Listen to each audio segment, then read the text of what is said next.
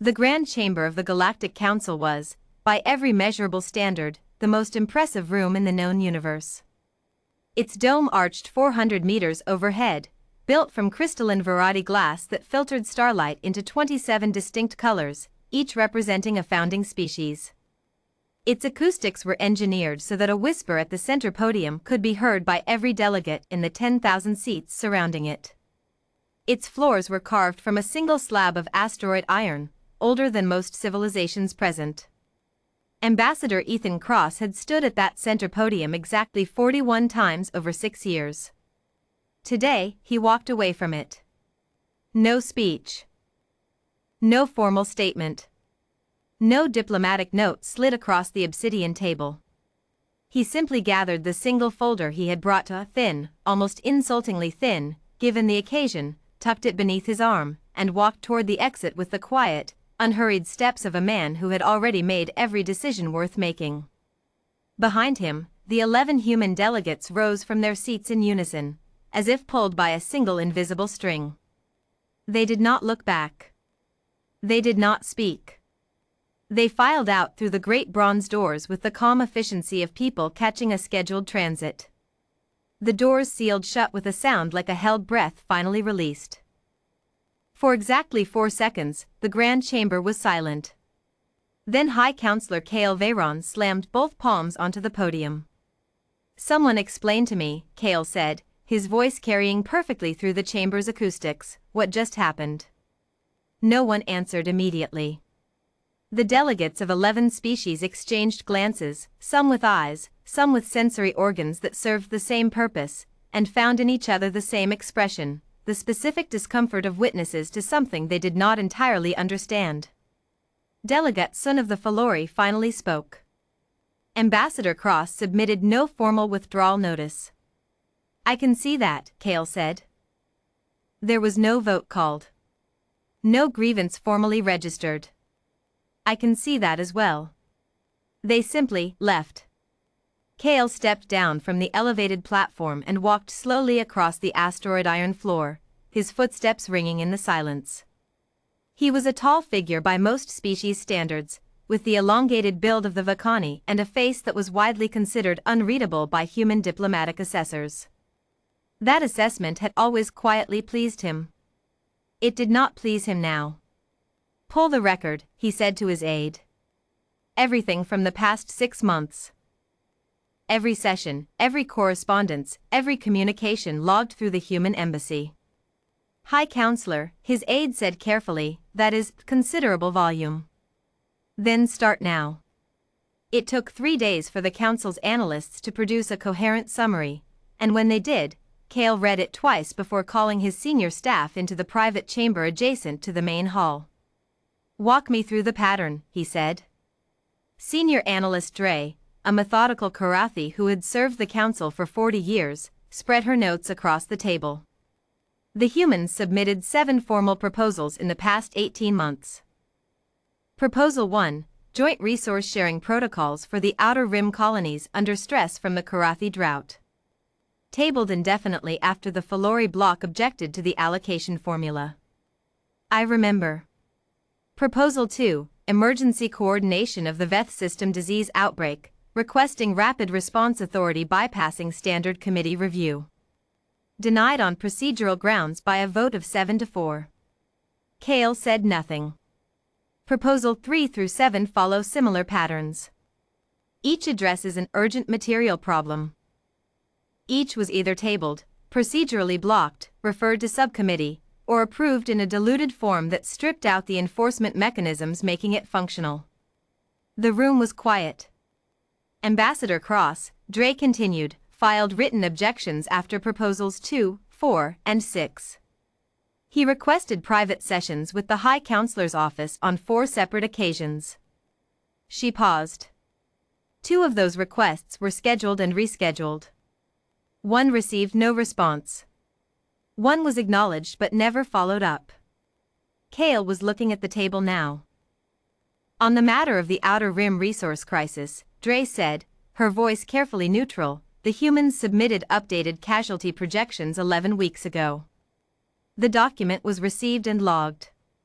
It was not circulated to the full council. Why not? Standard processing queue. The document was flagged as supplementary to the tabled Proposal 1 and was therefore classified as inactive pending a motion to reopen debate. No such motion was introduced. The silence in the private chamber was of a different quality than the silence in the grand chamber had been. That silence had been shock. This one was something closer to reckoning. How many people, Kale asked quietly, are represented in those casualty projections? Dre set down her notes. Approximately 14 million, High Counselor. Across 6 colonies. The projections cover a 30-month window. The human embassy had not closed its doors. This was the detail that reached Kale on the morning of the 4th day, delivered by a staff member who seemed unsure whether it was reassuring or alarming. The embassy staff remained. The communication lines remained open. The diplomatic security protocols remained in place. The humans had simply withdrawn their active participation from council proceedings, removed themselves from the table, from the votes, from the committees, from the working groups, without severing contact entirely. Kale sat with that for a long time. He knew what a formal diplomatic break looked like. He had navigated 3 in his tenure. They came with declarations, with press statements, with carefully worded language designed to communicate maximum displeasure while preserving minimum damage to future relations. They were loud by design, because loudness was how you demonstrated that something mattered. The humans had done none of that. They had simply stopped showing up. And in their absence, with no dramatic statement to react to, with no formal grievance to debate or dismiss, Kale found himself standing in the exact position they had apparently been standing in for 18 months, holding a problem that the council's processes were not built to solve quickly, in front of colleagues more interested in preserving procedural equilibrium than acknowledging that equilibrium had a cost. He requested a private communication channel to the human embassy on the morning of the 5th day. It connected on the first attempt. Ambassador Ethan Cross appeared on the screen looking precisely the same as he had looked every time Kale had seen him, composed, unhurried, giving nothing away in his expression. He was a middle-aged man by human standards, gray beginning at his temples, with a quality of attention in his eyes that Kale had long ago learned not to mistake for patience. It was not patience. It was assessment. Ambassador, Kale said. High Counselor. A pause. I would like to understand, Kale said, what outcome you were hoping to achieve. Ethan Cross was quiet for a moment. When he spoke, his voice was even. We weren't trying to achieve an outcome. We were done trying to achieve outcomes through a process that had demonstrated, repeatedly, that it would absorb our effort and produce nothing. You could have made that case formally. On the record. We made it formally on the record 7 times, High Counselor. Dre's summary of our proposals is thorough. I assume you've read it by now. Kale did not answer that directly. Your absence creates problems. Yes, Ethan said. It does. That was not unintentional. Another pause. The Outer Rim situation, Kale said. Yes.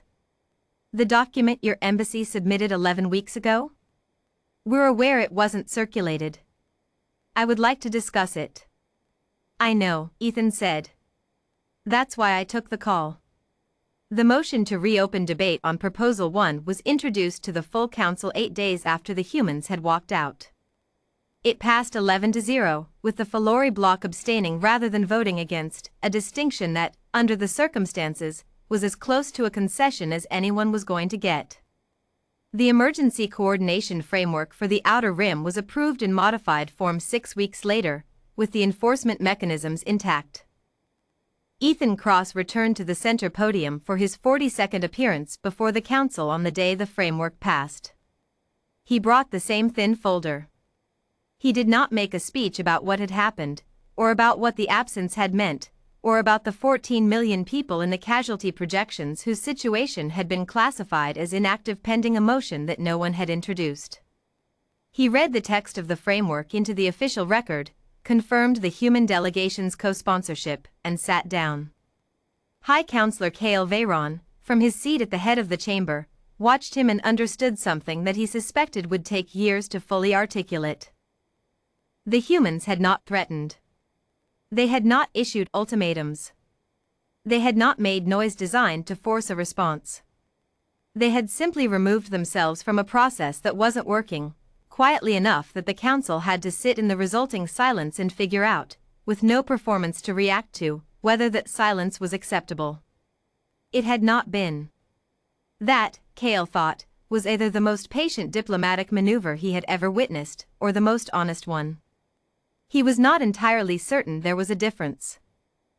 Outside the grand chamber, in the corridor where no acoustics were engineered and no starlight was filtered into 27 colors, one of Ethan's junior delegates caught up with him after the session. "Did you think it would work?" she asked. Ethan considered the question for a moment. "I thought it was true," he said. Whether it worked was their problem to figure out. He kept walking.